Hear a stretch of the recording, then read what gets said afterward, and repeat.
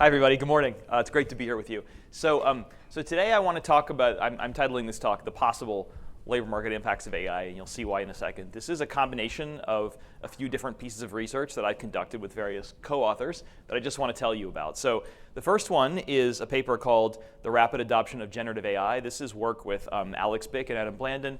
We created the first nationally representative survey of generative AI usage in the US. We modeled it after something called the Current Population Survey, which is the most widely used and cited source of labor market information in the US. I'll tell you about that. And we've produced a public tracker. We'll be tracking the uses of AI quarterly in the US. I'm excited about that. I'll tell you more about that and what we found so far. And then another recent piece of work I did with a bunch of co-authors at OpenAI. I'm the only external author on that, called How People Use ChatGPT. This is using internal ChatGPT usage data to try to understand how many people are using it. And the answer is a lot. And what are they using it for? And to try to think about some implications for economics and for society of this early huge trend in ChatGPT usage. And then finally, I probably won't have too much time to talk about this, but another paper I've written with Chris Ong and Larry Summers called Technological Disruption in the Labor Market, which is much more of a macro view on this question. So one way to think about how AI might affect the economy and society is to say, well, it's actually not the first transformative technology to come along, potentially transformative technology. In the early 20th century, the economy electrified. That was a pretty big deal. We had the personal computer, we had the internet, we had all these waves of major technological revolutions. And so we sort of, in this paper, look back and say, what was happening then? What did people know, to try to get some guidance into what may happen with AI? And then last, I'm going to talk a little bit about some very recent evidence, just give you my take on some very recent evidence about some of the ideas that AI may be killing entry-level jobs. Okay. All right. So first paper is this is what we call the real-time population survey. We call it that because it's an analog of the current population survey. And when I say it's an analog, I mean it's literally an analog. So what we do is we create this online survey that is designed in all ways to directly mimic the current population survey. The thought experiment I want you to have in mind is imagine that the CPS, which is the source of the monthly unemployment numbers, jobs figures, it moves markets. It comes out on Friday, first Friday of every month. So it's a big deal. Imagine if they added a bunch of questions about AI usage and that was part of the press release. That's kind of the thought experiment I want you to have in mind.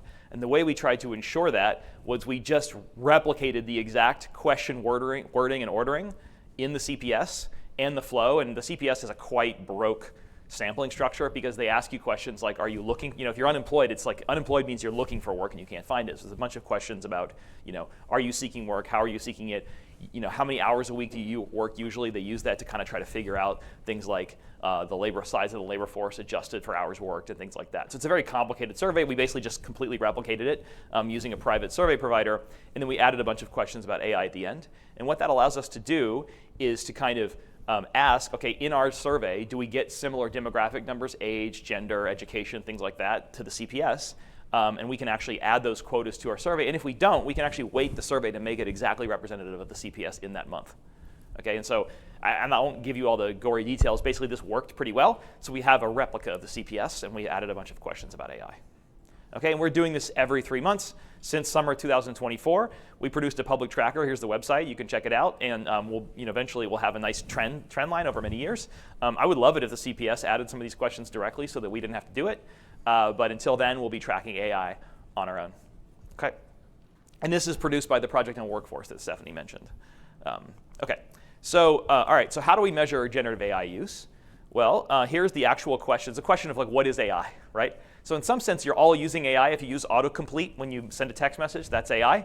When you Google something, you get AI-generated answers. We don't call that AI. Well, our definition is generative AI is a type of artificial intelligence that creates text, images, audio, or video in response to prompts. So we're thinking about a program, like you go into ChatGPT, or you go into Claude, or you go into Gemini, or something like that. Okay.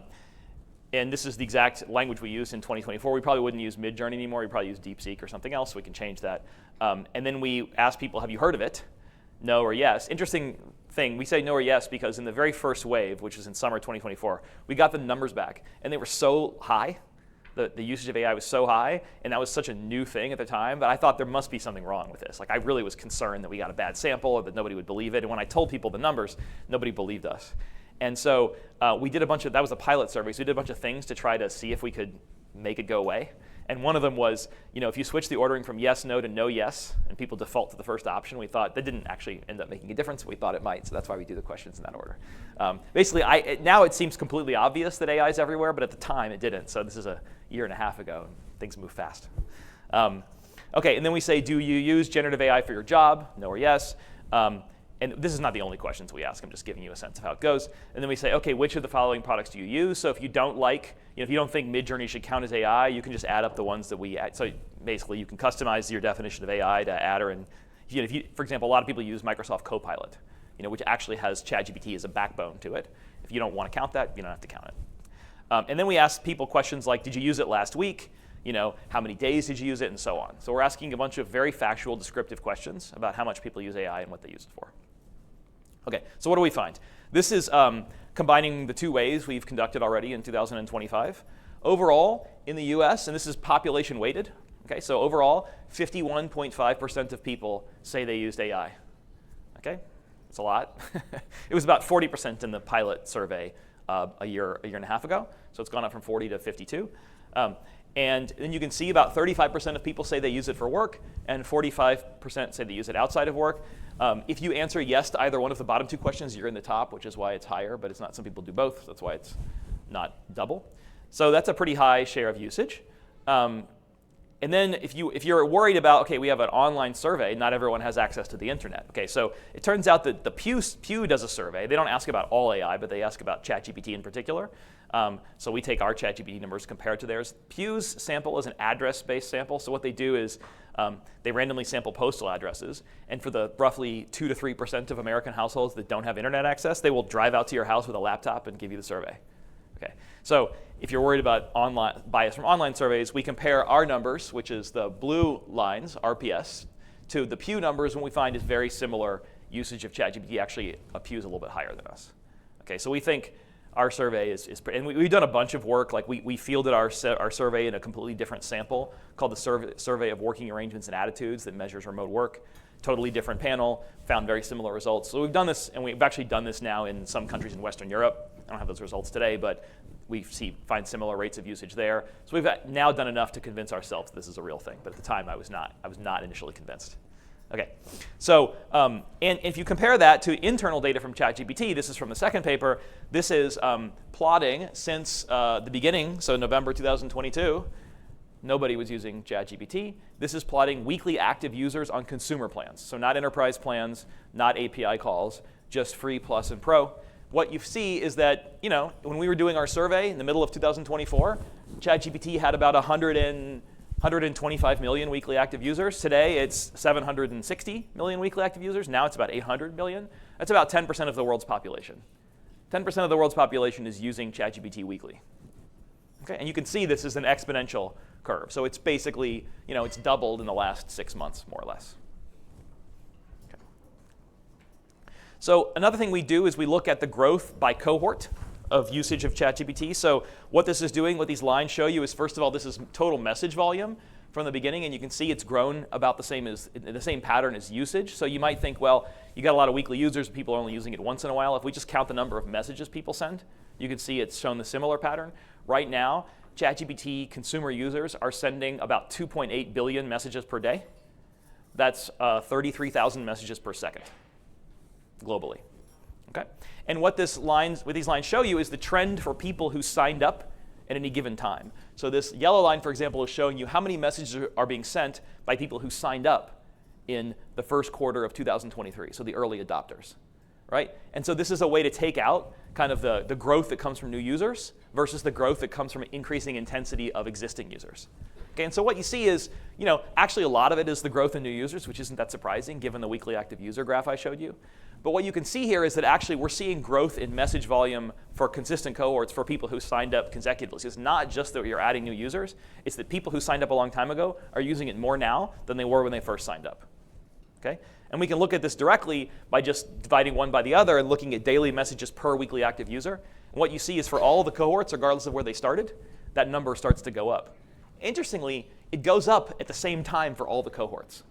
Right? So in early 2025, what you see is messages per user is increasing for all of those cohorts. So what that tells you is there's something either about the model, maybe the models got better, or people awakened to what AI can do. Something happened in early 2025, and people started using the technology more intensively. Even people like the yellow line, the power users who signed up early. You can see they used it a lot initially, then it kind of dropped a little bit, and now their usage is higher than it was initially. So people are using it more. It's not just that they're signing up more people. Okay.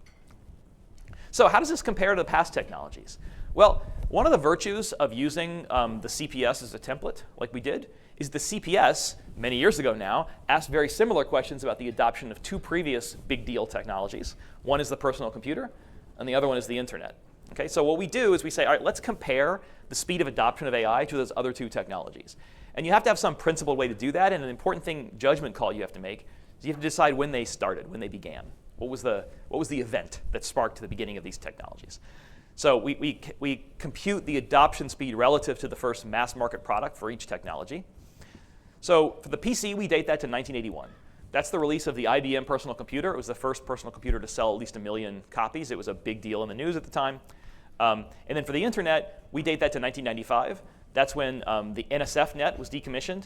So NSFNet's a great story for people who value government research, for the importance of science research. All right, the NSFNet was basically a government-funded supercomputer network at a bunch of state universities, and then totally no commercial use at all. It was just to literally share computing resources across sites. People said, oh, this is pretty useful. This has some commercial use.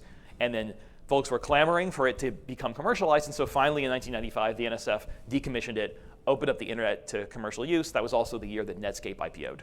Okay, so we call that the beginning of the internet. In case you're interested, I asked ChatGPT if these are the right dates, and it said they are. Okay. And then for generative AI, we date the beginning to November 2022. That's when ChatGPT was released. Okay, so we basically had 3 years of ChatGPT and many more years of the other two technologies. Okay, so then we use the CPS Computer Internet Use Supplement, which asked questions about this. They said, starting in 1984, so 3 years after the IBM, they said, do you use a computer for your job and use it at home? And the internet, it starts a little bit later. They don't ask about work versus home. It's just, do you use the internet? And we supplement this with some data from the ITU, which is a World Bank source of internet usage data.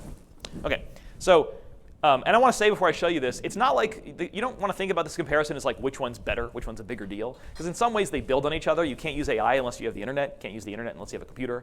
So the fact that the internet's everywhere enabled the rapid adoption of AI. So it's not like there's some easy way to compare these things. This is more of an exercise to say, you know, computers and the internet are basically everywhere. It doesn't even make sense to ask about the adoption of these things anymore. You've got a supercomputer in your pocket, you know? And so the question is that kind of ubiquity that we have with these other two technologies something we should eventually expect with AI?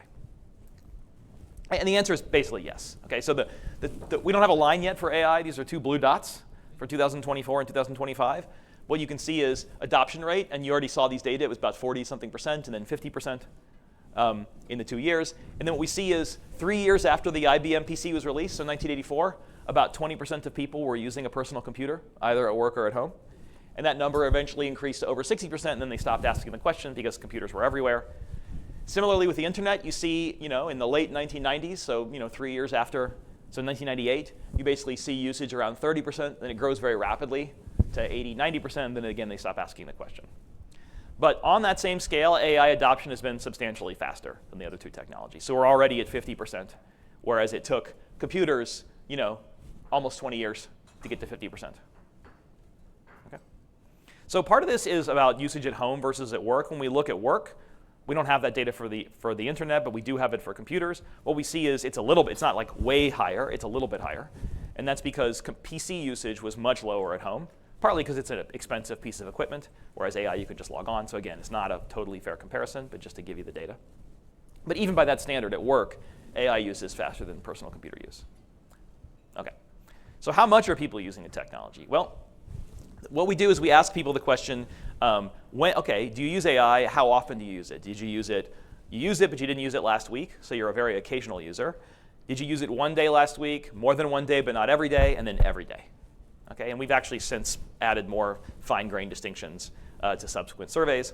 What we see, if you look overall, is that there's a lot of variation here. So of the 51%, a substantial fraction are not using it that often. We've also got about 12% of people who say they use it every day last week. So these are your power users.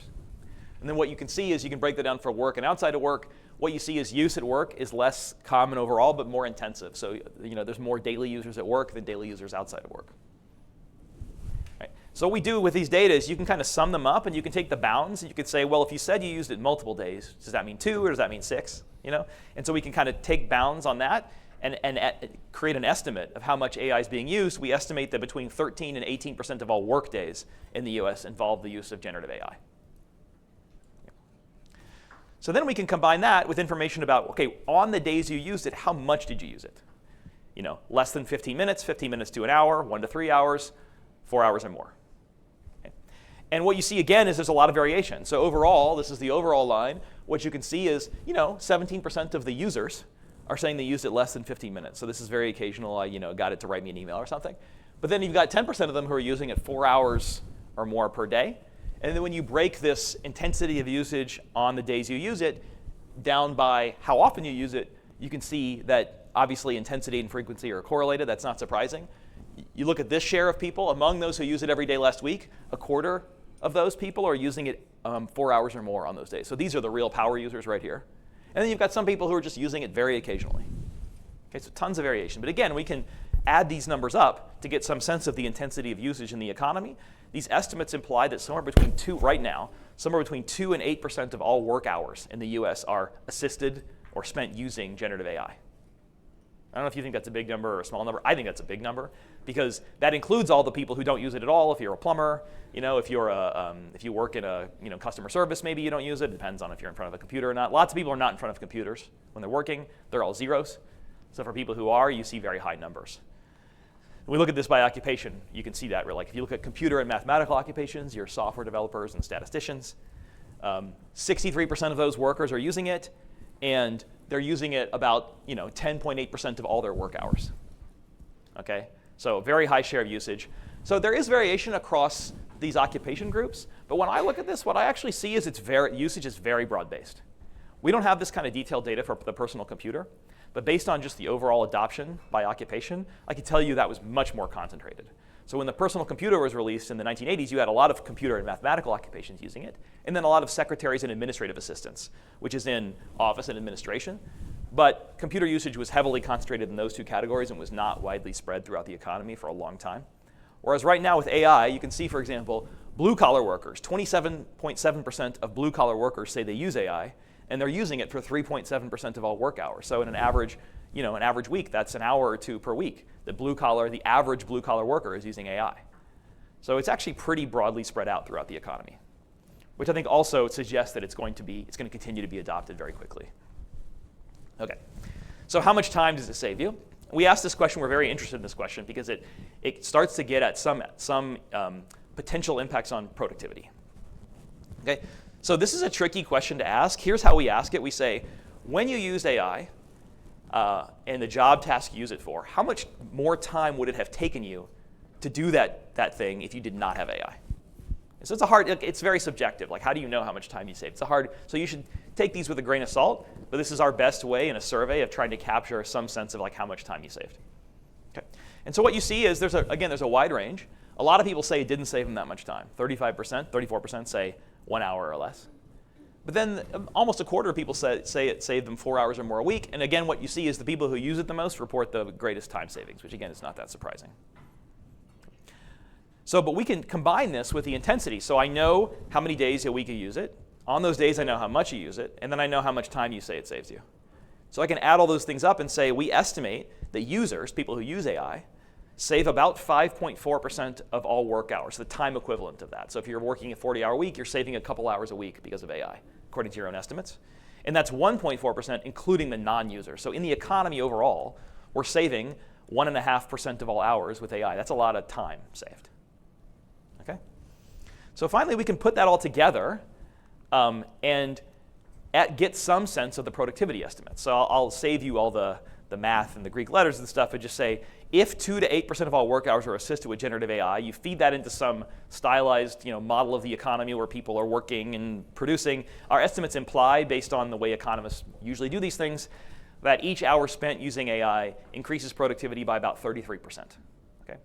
Now, the interesting thing about that number is it's very close. There's a bunch of randomized trials where you give people access to AI and you measure how much faster they can do things. And the median estimate in those randomized controlled trials is 27%. So it's not that far off We just use the survey data, and they're using it's a totally different methodology, but getting similar answers for how much time is being saved with AI. Okay? So if you adjust that by the labor share, think about total impacts on productivity in the economy, you have to adjust it by the fact that a lot of production occurs through capital and not labor, so you have to adjust it by the labor share. We get that AI increases potential productivity, potential, not actual, by about 2%, which, yeah, it's a pretty big deal because average productivity growth in the US economy is about 2 to 2.5%. Okay, so the potential impacts are very large based on current usage. Now, an important caveat with that, when I say potential, is that in order for that to work, it has to be factored into employers' expectations, right? And so what we find is like half of all citizens are using AI and a third of all workers roughly. But when you look at firm adoption of AI, it's much lower than that. It's like 6-7% of firms say they formally have integrated AI into their operations. And so that wedge between 7% and 35% is all the informal usage that's happening, more or less. So it's like you're on the job, your employer's not forbidding you from using AI, but they're also not telling you to use it in any particular way. You're just kind of using it on the sly. Okay? And so what that means is if your boss says, okay, I need you to write me this report. I need it on my desk by the end of the week. So like it's Monday and you need it by Friday. That's like 3 or 4 days. You say, sounds good, boss. I'll do it. You use AI to write the paper in 1 day or in 4 hours instead of a whole week. And then you go to the pub or something. Okay? And so that kind of thing is a real productivity gain because you've just done the same thing in a lot less time. But it's not going to translate into measured productivity until the employer says, okay, now I want it on my desk in 4 hours because I know you're using AI. Instead, it's like you as a worker will internalize that as leisure, if you're going to the pub, or you'll shop online or something, whatever it is, right? So that's the part of the adoption of AI that is still happening, that's kind of messy, which is that employers have to adjust their expectations in order to achieve these potential productivity gains, and that has not happened yet. So I would guess that very little of the potential productivity impacts have actually shown up at this time. Okay. All right, so how are people using AI? Well, here are some classifications from our internal, this is from ChatGPT internal usage data. We classified all usage of AI, so this is, maybe give you a sense of how we did this. We didn't look at people's actual messages, this very sensitive data. We wrote a classifier, so we told AI to go in and in an automatic way, we said, figure out if this conversation is about this topic. So we wrote a prompt, basically, using GPT-5 Mini, because we're doing this a lot. We're classifying a lot of messages to people, so we want it to be fast. And we say, is the message related to work? Is the message asking about writing? Is it asking for technical help? Whatever. And then it would automatically code the message and give us the result. Okay? So the question is, how do you classify? People use AI for all kinds of things. How do you classify it? It's sort of hard to do that. This is our attempt to break it down into some categories. We actually broke it down into 24 categories, which we then aggregated into 7 broad topics that you see here. Okay, so here are the 7. The top 3, which we call practical guidance, seeking information, and writing, account for almost 80% of all usage. Okay, so writing is a big share. It's about a quarter. That's pretty self-explanatory. What's the difference between practical guidance and seeking information? So seeking information is kind of like what you do when you Google search something. It's like you're looking for facts or data or information that's kind of objective, in the sense that it's the same answer for everybody, and it's just static. Practical guidance is, I'm 60 years old and I just had a hip replacement. Give me a workout plan that helps me get back to running 9-minute miles in 2 months. Okay. And so that's like very customized to you. And if it says, okay, do this, do this. Oh, no, actually, I have hills near my house. Help me. You can actually have a conversation with the chatbot and get some customized output that is very different than what you get from Google search. So we call that guidance, right? Or like, I'm trying to make a presentation at the Axim conference, help me, like look at my slides. I didn't do this, but I could have done it. Like look at my slides and make them speak to people, whatever. So it's like something that's much more customized. And that is the most common usage, actually. Interesting things on this graph is, first of all, you see this is the image generation bump. So in April, ChatGPT created new image generation capabilities. This is the Studio Ghibli viral meme. I don't know if you know about this, but all of a sudden people were creating all these images, and then it kind of came back down.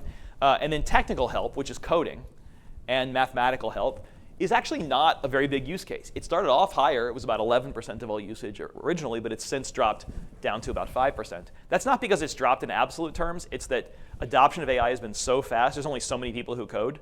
It's being used by 10% of the world's population, and very few people use it to write software code. And so it just declines as a share. Okay. And that's very different than other data and other usage. This is overall usage, not just work usage. This is everything. Okay.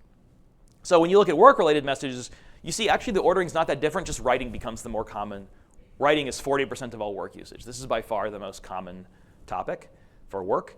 But writing isn't just ChatGPT, write me an email. Writing is also translation, summarizing, generating arguments, modifying text provided by the user. So it's anything related to manipulating text. It turns out that about 2/3 of the writing messages are not asking the model to write something for you. They're asking it to modify something you gave it. Okay, so it's not like people are just delegating all of their writing. It's more like, translate this into Russian, or critique this from the perspective of a skeptical reader, or whatever. Make my op-ed 200 words shorter, whatever it is. Okay. So this is all 24 of the topics. You can just see if you're interested, a couple things to point out. So again, this is the 7 here below. You can see all the percentages that are averaged over the year we had the data. And then all of the subtopics. Tutoring or teaching, relevant for you guys, that's 10% of all ChatGPT usage. So let's translate that. We have 2.8 billion messages per day. So that means 280 million messages per day are being sent related to tutoring and teaching globally in the US. So this is like the world's most popular teaching tool by far. Okay. And then you see here, like again, this is writing. You can see the breakdown here. A lot of it is not just, if you look at personal writing or communication, that's ChatGPT, write me an email or write me a note. But editor critique provided text is actually more common. Okay. And also, one other thing is you can see the category relationships and personal reflection. That's using ChatGPT as a therapist or a companion. This is something people have written a lot about in the news. That does happen. 1.9% of 2.8 billion messages is still a big number, but it's not the dominant use case at all. It's less than 2% of all messages are related to that. Okay. So last thing we do with the ChatGPT data is we classify this into work activities using the ONet. So we're interested in, for the work-related messages, what does it break down? What tasks does it break down into? What I want you to think about with this is just the top 10. We have a long list of them. It turns out that actually ChatGPT usage is heavily concentrated in a few work activities.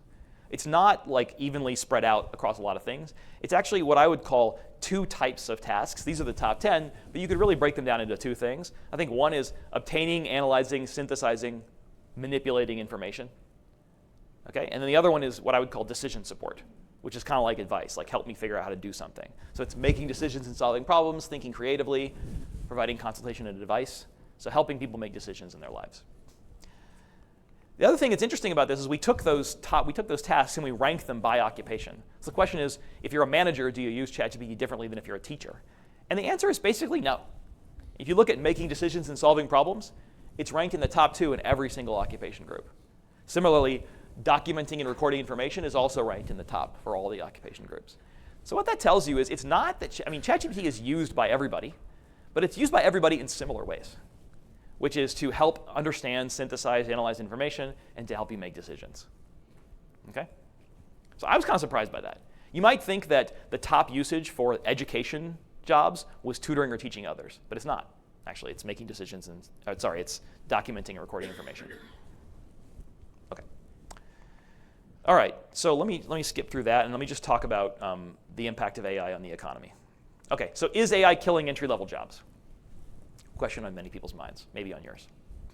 So there's a paper released recently by Eric Brynjolfsson from Stanford and a bunch of colleagues called Canaries in the Coal Mine that really takes on this question. And so I just want to tell you my take on that research. And this is there are many figures in the paper like this, but let me just describe what this is. They use data from a payroll provider, ADP. So this is like employee headcount for a bunch of jobs, usually large employers that use payroll companies. And they ask the question, how does the headcount for different job categories change around the event of the release of ChatGPT? So you can see here, this dashed line is late 2022, around the time ChatGPT is released. And what you notice in this figure is when they break down, this is just for software developers. Okay, and then they've normalized the number so that 1 is, 1.0 is normalized to when ChatGPT was released. And then they look by age category. So the blue line is early career, software developers, ages 22 to 25. And then the orange line is 26 to 30, and so on. Okay, and so the headline finding, this is what there were a lot of think pieces and articles written about this result and the others in the paper. What you see is for early career software developers, you see basically it's going up, and then right around the time ChatGPT is released, it starts to go down. Okay, and what this number means is that the headcount across these firms that use ADP is about 80% in 2025 of what it was in late 2022. Okay, so I want to make 3 points about this. The first point is not all these lines are the same size. Okay, so there's one question, which is it affecting entry-level jobs? There's another question, is it affecting all jobs? Okay, and so I don't know what the age distribution of software developers is in the ADP payroll data, but let's just assume it's uniform, meaning there's the same number of 23-year-olds as 33-year-olds as 43-year-olds. Okay, if that were true, then this blue line has 4 buckets, 22, 23, 24, 25, and the senior line has like 15 buckets in it, right? 50 to 65, 50 to 64. The early career line has 5 buckets, the developing, and so on. So if you were to just do something simple, which is you add these numbers up, this is a 0.8, that's a 0.95, you just add them up, and then you weight it by the size of the bucket. So you just create one line. Does that make sense what I'm saying? Instead of having a bunch of lines, you just create one line. That line would just go straight up. It would just be a flat, it would just be completely linear. Right? So the overall impact on software developer jobs is 0. Okay. So this has to be a story not about like AI's killing software developer jobs, but it's killing entry-level software developer jobs, 22 to 25, but not really 26 to 30 and not 31 to 34. So it's a very specific story. So that already makes me, as a data guy, a little skeptical. Okay. Because like what kind of technology is only applying to people below the ages of 25 when actually those are the heaviest users of AI?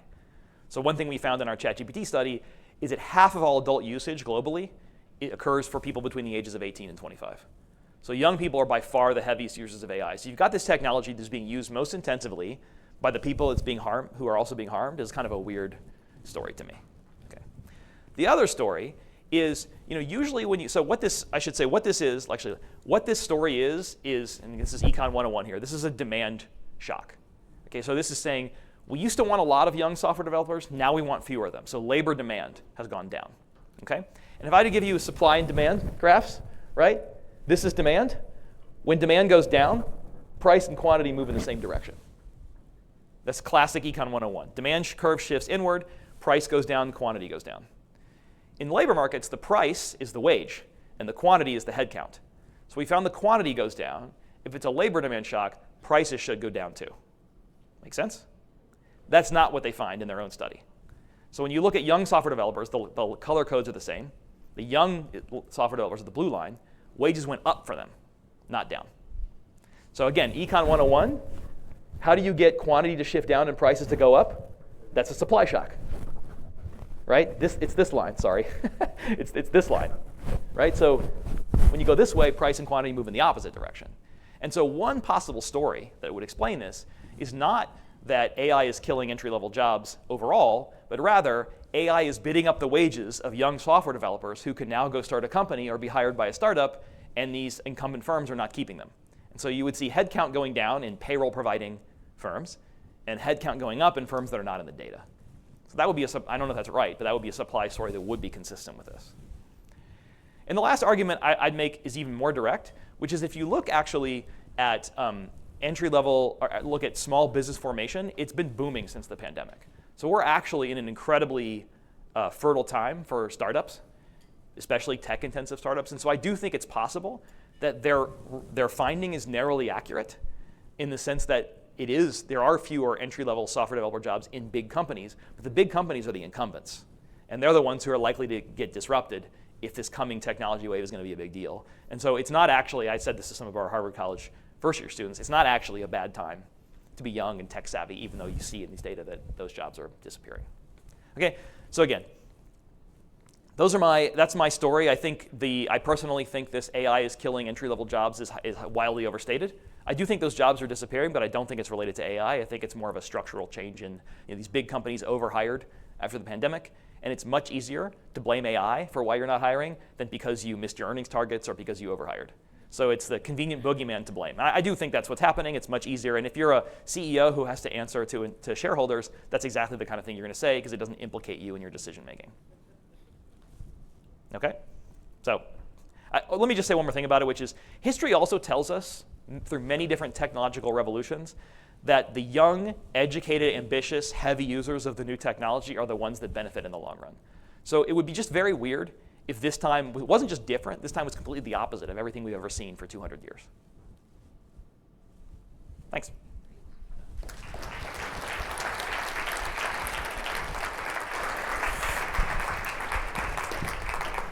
Great. Thank you so much, David. That was fabulous research, and appreciate you questioning research too. So it's a critical time to be making sure we're uncovering all of that.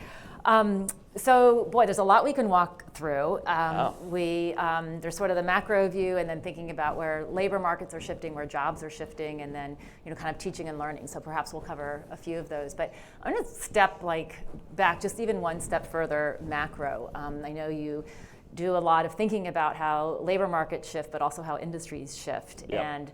And if we even, your research, you kind of are comparing this to where the internet was and how fast technology is moving.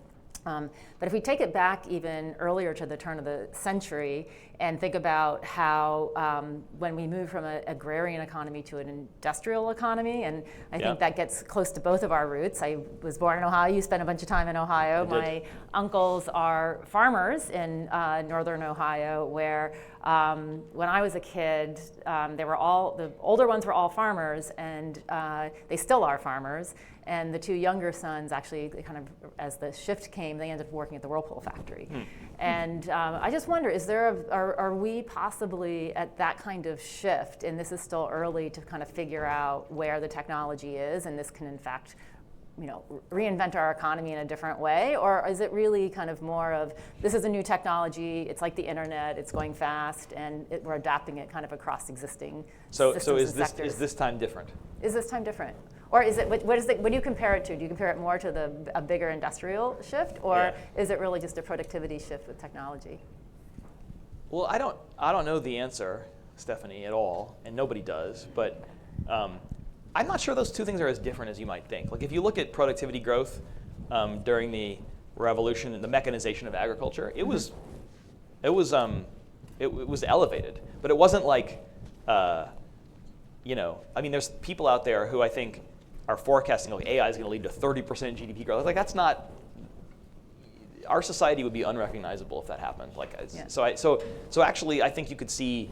Let me put it this way: if AI actually increased labor productivity or total factor productivity by 2 percentage points, 3 percentage points per year, that would be transformational impact on the US, because that compounds over time. So what you get is basically a doubling of average incomes within 10 or 15 years relative to the no tech. So it'd be a huge change. Like society, we'd have flying cars, we'd have whatever, we'd have all kinds of things. And so I don't think those two scenarios are all that different. And even when you have a technology that has a huge impact, it doesn't happen overnight, because there's so much legacy capital invested in old ways of doing things. So to just give you one example, the incandescent light bulb was invented in 1870, I think, by Thomas Edison. And yet it took 30 years to start the first electric power plant, the Edison Power Company in New York City in 1899. And then it took another 30 to 40 years for the US economy to be more than half electrified, meaning half of the industrial capacity was electric rather than steam powered. So Edison literally had a light bulb moment with a new technology that was obviously going to change the world, but it took almost 100 years for it to really do that, because everything had to change. Like a factory that's organized around steam power is organized around some central, very heavy, very cumbersome power source, whereas electricity is a distributed power source. So it's not just that the factory changed so that you have like small centers of power on everything and you reorganize everything, but also households completely changed. One of the foundational impacts of electricity was it became that was directly connected to the emancipation of women into the labor market, because it used to be that mostly women spent all day taking care of the household, washing clothes by hand, making food over a fire. Electricity, you have the oven, the microwave, the dishwasher, the vacuum cleaner, like all those things were enabled by electricity, but not immediately. And so usually the transformative impacts of a technology are in the application of them, which takes time both to invent and then to diffuse. You have to build all of the, in electricity, you have to build an electrical backbone so that all these houses can be powered. And so that's, I don't know if AI is going to be on that scale, which it seems like it will be, it's still going to take a long time, because again, if history, and maybe this time's different, but if this time's not different, then the ultimate impact of AI will be in some unpredictable way on some other sector of the economy. It won't just be the AI itself.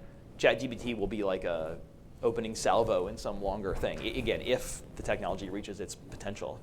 So I find that kind of exciting. Like as a scholar, as somebody who studies this stuff, a labor economist, I've been doing it long enough to kind of have a sense of what the key issues are and who works on what and what we try. And so I had kind of reached some level of comfort in terms of knowing what was there out there to study and what was going on. And then AI was like freshly fallen snow. Everything's different, and it made me feel like I was in grad school again. So I find that exciting, at least to study. It can be a little scary too, but those are two sides of the same coin. Yep. Yep. Now, I would say, coming from an entrepreneur's perspective, I find it equally exciting, and do think the early stages of where we are and just using it for writing tools and those kinds of things are just at the cusp of what's possible.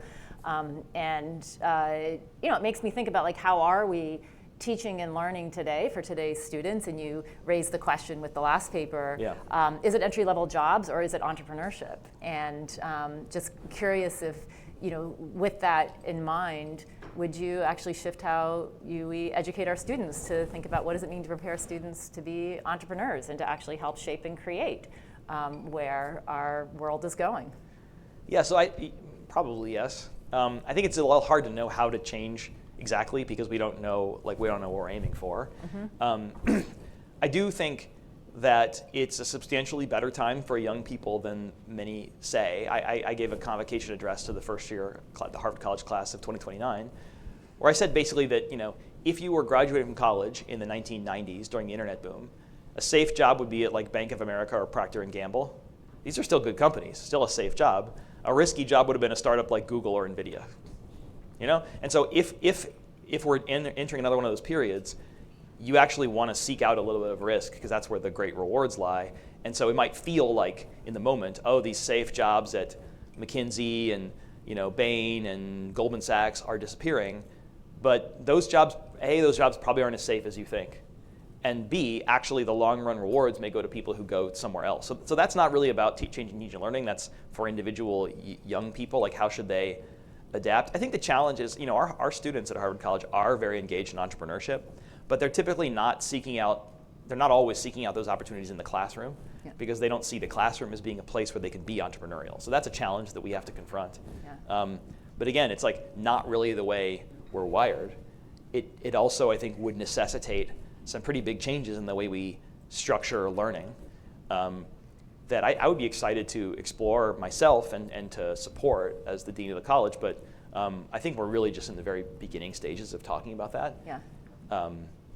That's another reason to be excited. Yeah. Well, and I think another reason why we're in this room of how do we think about new ways to teach and learn, and I think just picking up on some themes. Some of it is how do you think about what goes on in the classroom? What do you use ChatGPT or practical guidance for with tutoring and advising and so on, but also more fundamental ways to think about how curriculum is designed as it relates to relevant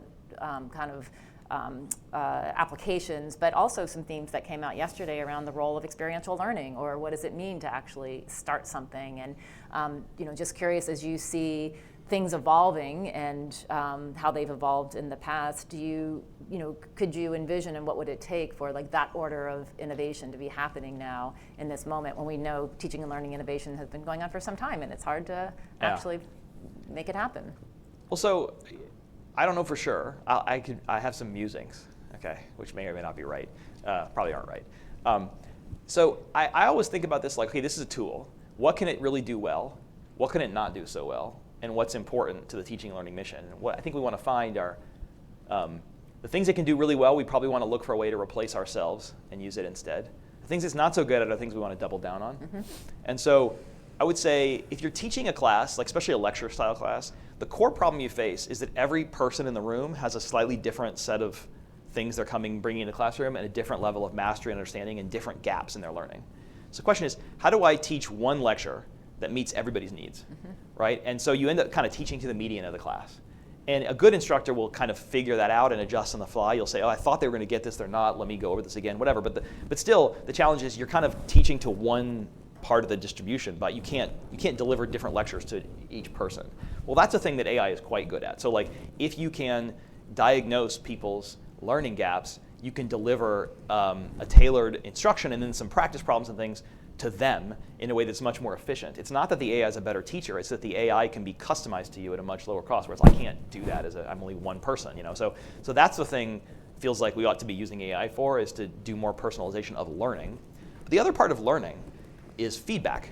And I don't think AI is very good at providing feedback. In fact, I think it's pretty bad at it because especially ChatGPT, it's optimized for engagement. So like this, it's never going to tell you you didn't get it, or it's going to couch it in sugar-coated language.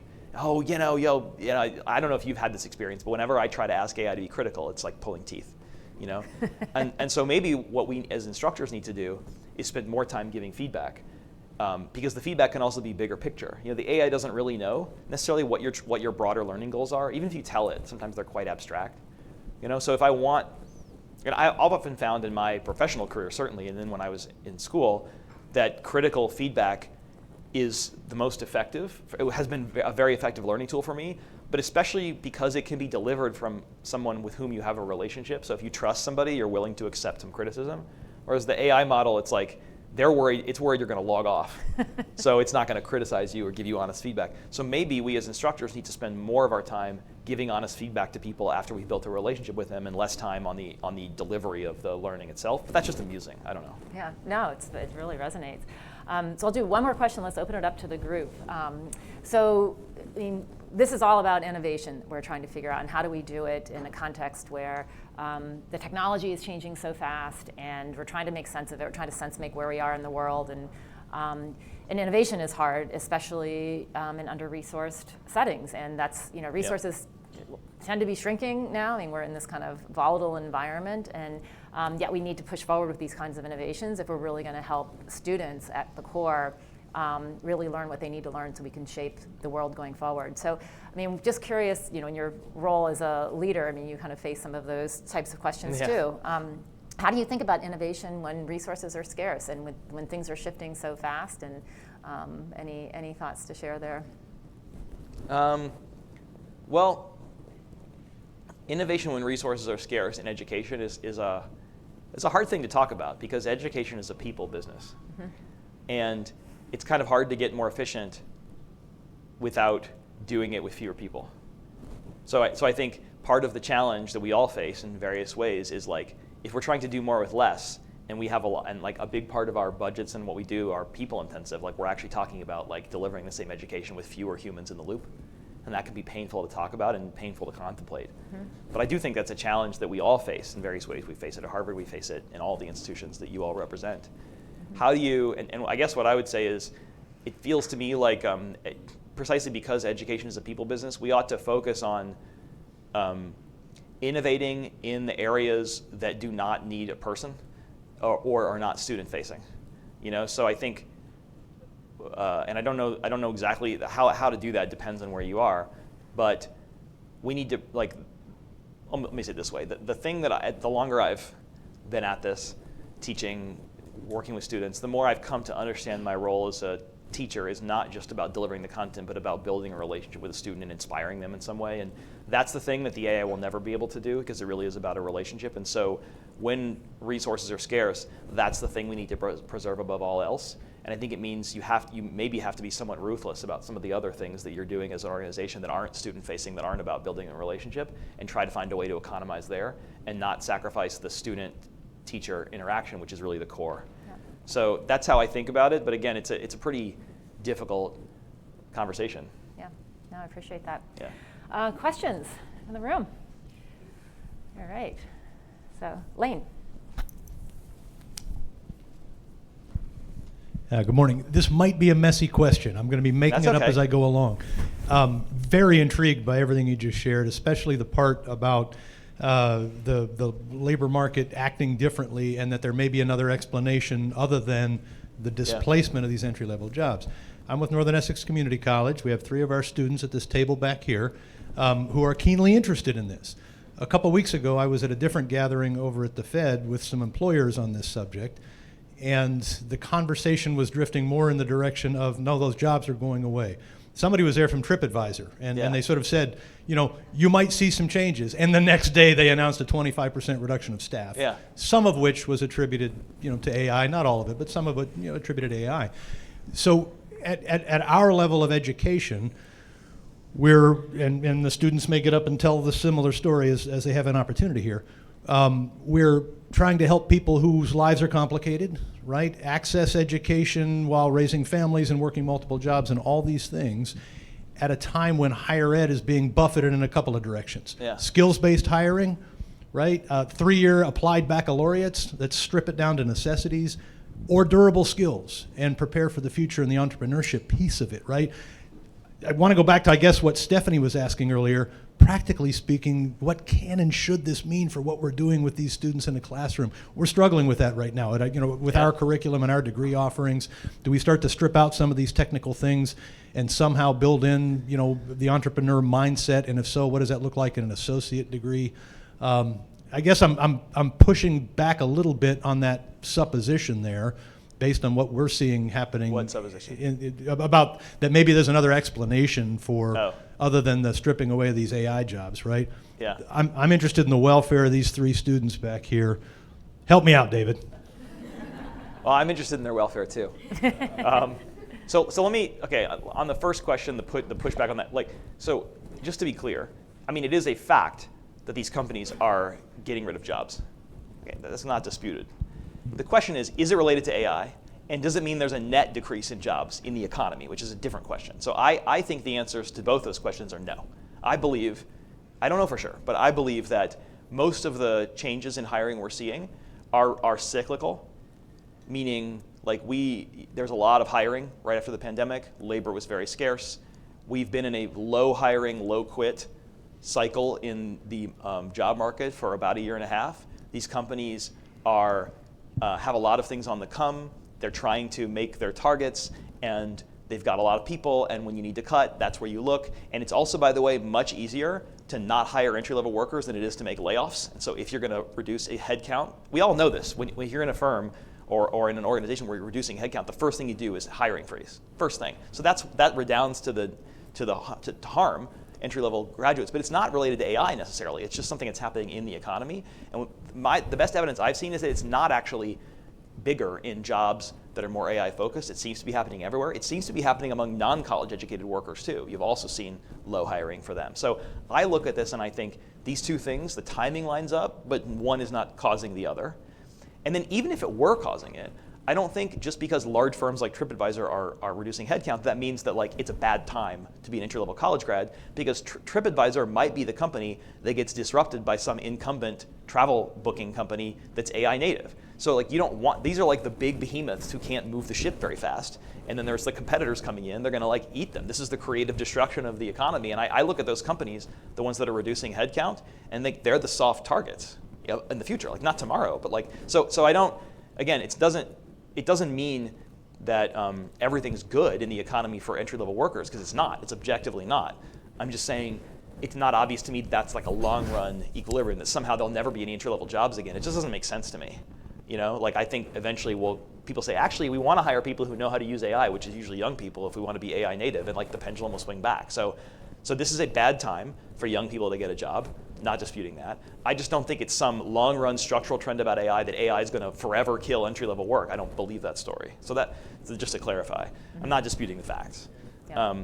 And then on the larger question, what can you do as a community college? I think it's a very hard question, because sometimes in education we're trying to conduct what I would think of as a targeted strike, like employer X or employer groups in an economy have some particular shortage, and they'll always tell you, we need more people who can do this, because it's they want the taxpayer to provide some free education that slots into their job, that is exactly what they want when they want it at the price they want to pay. So that they're always going to advocate for that. But as educational institutions, it's our job to educate people for their entire careers. And so at Harvard College, that's you're going to be in the job market for 50 years. So whatever education we give you has to survive not just the current wave of disruption, but the one after that and the one after that. And so then it comes down to you call them durable skills. You think what are the things you need to learn that are truly future-proof, that will survive some unpredictable technological change? And that's a very different education than the one that is surgically targeted to meet a need in the labor force now. And for community colleges, you're trapped between these two things. And I think you're hearing a lot of things pushing you to do the targeted thing, but I don't think it's all that obvious that that's the right thing to do for our students. Maybe it is in some cases. But let me give one more example, coding boot camps, all the rage a few years ago. No one's talking about them now, right? So a lot of VC money went into funding these because they were going to disrupt education, and everyone's going to learn how to code, and that's all gone, because now you can vibe code in conversational English with a freely available chatbot. So things change fast, and that was all money and time wasted on something that turned out to be technologically obsolete within a few years. So that's the risk. Thank you. More questions? So, yeah. Oh, sorry, go ahead. Mel? Yep. Hi, Melissa Wapaia with Arizona State University. Really interested in all of the research and wanted to ask you a little bit about deep research. Lots of organizations, institutions in the room, and how you see that evolving as the we tool, provide deep more. research? The tool, you mean like the tool? Yeah, for OpenAI and how that might evolve as institutions think about kind of paywalls and where deep research could help learners in the future with jobs specifically. Well, I mean, I'm a deep research power user. And I don't just use it for work. Like my parents are getting older and they're thinking about moving into an assisted living facility. And so I asked it to research facilities in the area, look at the pricing structure. I gave it a budget, give me the top 3 options, rank it according to these, and like it wrote me a 20-page paper, and I used it to help make that decision, save me weeks of work. So I use it all the time. They loved it, and they're like, now can you write us a different one, change it? So like that's the kind of thing that I think would never have been possible before. I use it all the time for background research if I'm going to write a column or if I'm going to try to explore something. So I think it's one of the best uses of AI out there for me. Other people have different uses. So it would be great if there's some way to preserve that. I do think, like, I don't know about the paywall and the details of that. I think it's probably, if you're asking a question of like, is this worth an institutional investment? I would say maybe, but also I think these models are going to be commodified pretty quickly. So deep research is like an advanced feature that will soon be a freely available feature on many platforms. And so I think if you just have a little patience, you probably won't have to pay that much for it. And these companies are competing, Gemini, Claude, OpenAI, DeepSeek, like they're all racing. All these companies are racing and they're spending billions of dollars. And there's only going to be 1, maybe 2 winners. And they're all trying to kill each other out there. And that's all to our benefit because they're providing these tools at much, much less than the true cost of making them. And they're innovating to try to beat each other. And that's good for us. So I think about this as a market it's kind of a weird thing. I think people who are predisposed to hate large corporations or be skeptical of them anyway, people want to say, oh, AI is really bad for inequality. It's really bad for this big corporations getting richer. I mean, that's all true. On the other hand, we're very fortunate in a weird way that there are these companies with giant piles of cash who are trying to compete to be the winners in some AI economy and are creating these incredible tools at a very rapid pace and making them free.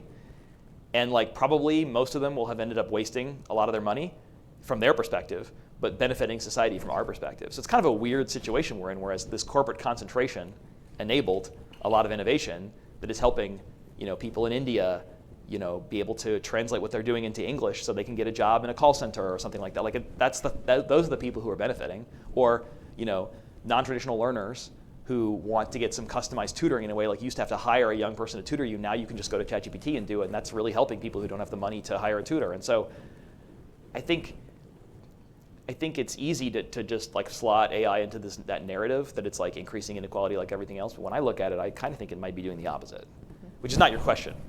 But anyway, I think you should wait, basically, because I think the tool that you have to pay for now will be free in the near future. Right. So you have time for 2 more questions. So yes. Thank you. Shabir Kudbudan, I'm with Ivy Tech Community College. I saw some data on the slides that people use ChatGPT more outside of work for their personal uses than inside of work. Yeah. Do you think the reason for that is because of ChatGPT being either banned on the server or security issues? And do you think that percentage will increase while companies and government institutions and high schools start getting much more comfortable with the technology and have the right infrastructure in place? Or do you think we'll probably hit a threshold, just like we have hit with prior technologies like Google or other technologies that we've been using for a couple of years now? Yeah, good question. So 30% of ChatGPT usage is at work and 70% is not work. But this is the consumer plan. So I actually think it will be used more at work and it is being used more at work. Like if you're on an enterprise plan or if you're using like Microsoft Copilot, those are all tools that are used by employers. I would think about it the other way, which is it's kind of surprising that a consumer-facing tool is still being used a lot for work. So in some sense, almost all of that usage is informal because it's not coming through the company's own tool. That's not what we're measuring in the data. So in that sense, it's not really that surprising. But I do think it's kind of crazy that a technology, we spend so much time thinking about the economic benefits of it, but actually the benefits to consumers are likely to be just maybe even more important in the long run. People just using it for everyday, like I don't want to be too, I've said this a few times in other places, people think I'm just like shilling for OpenAI. I'm not. Like, they didn't pay me anything. I have no relationship with them. Like, I was like, I don't want anything from you, like nothing, you know? So I never touched the data. So I don't have any inside info on what's going on there or what they're doing, and I have no interest in telling this particular story. But relative to my expectations, I think when I look at the usage of it, it's neither the AI doomer vision, nor is it the like, AI is nothing. It's kind of like very mundane, practical, helpful usage. It's kind of a very wholesome story at the end of the day, if you ask me. Like, what are people, this is a tool you can use for anything. What are people using it for? Like, make me a grocery list, give me a workout routine, you know, help teach me calculus. It's like, it's just very day-to-day mundane in a way that I find comforting, again, relative to my expectations of like AI is this terrible technology. It still might kill us all, okay? But like, I don't see any evidence in this that updates my belief that it will. And the only thing I'll add is I remember I was that person in the late 80s deciding between the big company jobs and the startup jobs, and the internet was a little kumbaya at the point too, where we were all thinking about how we were going to be living in community, and you know, so we'll yet to see where that goes. Go ahead, Rasmus. Thank you so much for all the insights. I appreciated the presentation. I have a question. My name is Rasmus. Nice to see all of you. I had a question around the impact on higher education in particular. Two context pieces that's rattling around in my brain. One is if I look back like the last 15 years, basically 5 institutions have grown by FTE or head count, and they're all major online players. Like, that's where the growth has been. I would suppose that could be true, again, if you forecast 10 or 15 years, that AI will play a role in who will come out on top. And secondly, the internet is about the speed of communication. I think AI is much about the kind of the synthesis and collection and dissemination of information in a way that is much more analog to what an institution does. How do you see the impact strategically on higher education and like the labor force needed, and especially in a world where creative destruction doesn't really work as well because so much is barriers to entry and publicly funded? So thoughts on that? Yeah, so I think one of the lessons you can learn, it's a good question. The lessons you can learn from past ways of technological progress is that whatever gets commodified, some things are going to get commodified, and that's going to make other things much more valuable and scarce. So the question is, what is AI going to commodify? It's probably going to commodify the ability to write a cover letter, the ability to just produce like somewhat anodyne text for a certain, you know, filling out a midterm progress report or like a employee evaluation or whatever, just when you have to like write something that's kind of a form letter, write a recommendation letter, you know, stuff like that. I see some recent evidence from a economics job market candidate where they studied this talent recruiting platform and found that basically the value of bespoke cover letters has gone way down. And then so people's ability to signal their quality to employers has become muddled. And so they did this really cool evaluation where they found that basically the top candidates were being harmed and the worst candidates were being helped because everyone can now write a great cover letter, and so you can't. So things like that will happen. But the implications for higher ed, I think, are that actually we ought to double down on our, like I would predict it's going to take us back to the much closer to the original vision of higher ed, which is a very intensive in-person tutorial model. Why? Because that's the thing that's scarce.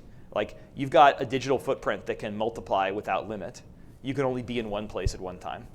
And so any interaction that is really much better or can only happen in person becomes very valuable because you can produce anything digitally almost for free, you know? And so what that suggests is that you would come to a place like Harvard or to any of your community colleges because that's a place where you can get something you can't get on the internet or you can't produce with AI, and that is the teacher-student interaction, that's the peer group, that's the kind of in-person, scarce, non-replicable experiences. So I kind of think it will, and you could think about AI as helping to enable you to do more of that. So let me just give one example. One thing I'm working on in my lab when I have any spare time is we're trying to basically create an AI-powered oral assessment tool. So I think oral assessments are a great way to learn. Like for our PhD students here at Harvard, like if I have a PhD student who's in the labor economics field, the way we decide they're ready to write their dissertation is they come and I interview them for an hour and I ask them, they have a syllabus so they know what papers they're going to be asked about.